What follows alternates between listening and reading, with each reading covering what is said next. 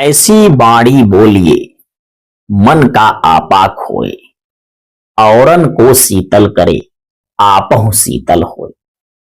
कबीरदास जी ने बहुत अच्छी बाणी हम लोगों के समक्ष प्रस्तुत की है।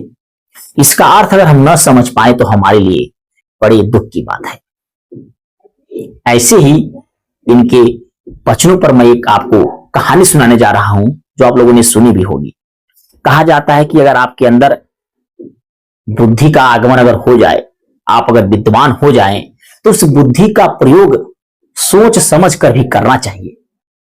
क्योंकि अगर आप अपने ज्ञान का जो प्रसार है या उसका इस्तेमाल है, अगर आप सही जगह नहीं करते हैं तो उसका जो परिणाम होगा वो दुष्परिणाम के नाम से जाना जाता है। एक गुरुकुल में कुछ शिष्यों की शिक्षा पूरी होती है, तो गुरुकुल गांव से बहुत दूर था। तो 3-4 दोस्त थे। जब उनकी शिक्षा गुरुकुल से पूरी हो गई तो गुरुकुल से निकलते हैं, अपने गांव की तरफ वो लोग वापस आते हैं। सारे दोस्त बातें करते हुए चलते हैं कि आज हम लोग बहुत दिनों के बाद अपने गांव की तरफ चल रहे हैं।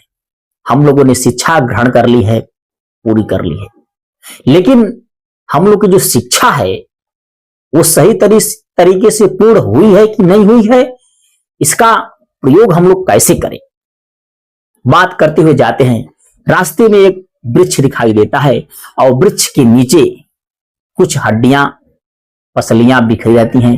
अब चारों दोस्त सोचते हैं कि क्यों न इस हड्डी पसलियों पर हम लोग अपना प्रयोग कर लें। चारों दोस्त वहां खड़े हो जाते हैं।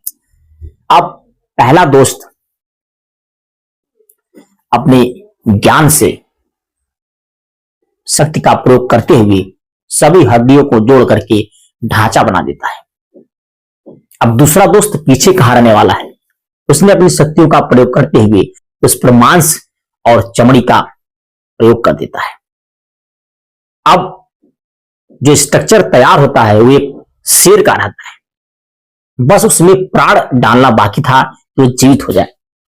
तब तक एक चौथा दोस्त बोलता है, जो शिक्षा कम ग्रहण किया रहता है लेकिन उसके पास जो विवेक था, बुद्धि था, उसका प्रयोग करते हुए कहता है, रुक जाओ, अभी इसमें जान डालना, पहले मैं अपने एक पेड़ पर चढ़ जाता हूं।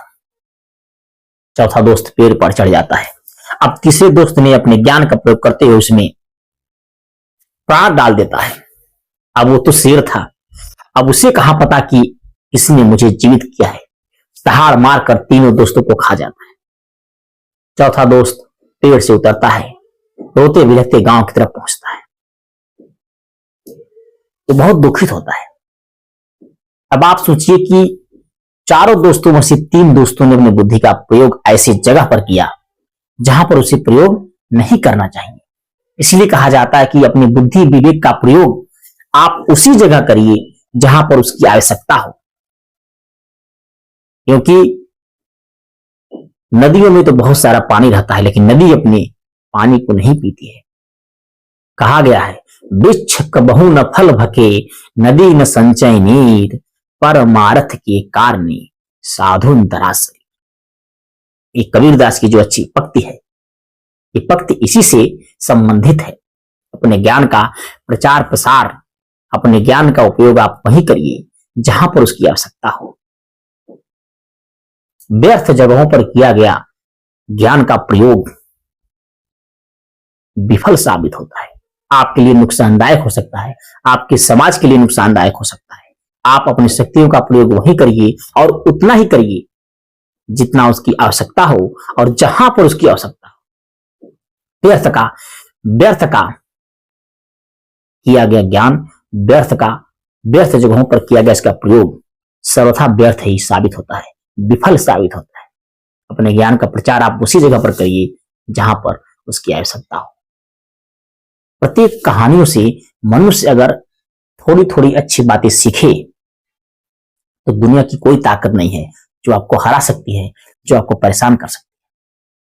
हमारे समाज में कई सारे ऐसे ग्रंथ मौजूद हैं, कई सारे ऐसी कहानियां मौजूद हैं जिसे पढ़कर, जिसे सुनकर हम अपने व्यक्तित्व को बदल सकते हैं, अपने आप को बदल सकते हैं, एक सही समाज का जन्म कर सकते हैं। हमारे समक्ष कई सारी ऐसी पुस्तकें मौजूद हैं जिन्हें आप पढ़ करके अपने दिमाग को शांत कर सकते हैं, भाईचारे की जो प्रेम है उसको बढ़ा सकते हैं, सामाजिक पहलू को बढ़ावा दे सकते हैं, समाज में फैली तमाम उन कुरीतियों को आप दूर कर सकते हैं जो एक मनुष्य के लिए, एक समाज के लिए हानिकारक सिद्ध होती है। तो आज से ही अच्छे अच्छे कहानियों का अध्ययन करते हुए अपने भविष्य को उज्जवल करें। फिल्मों को देखकर, टीवी सीरियलों को देखकर अपने जीवन को बर्बाद होने से बचाइए।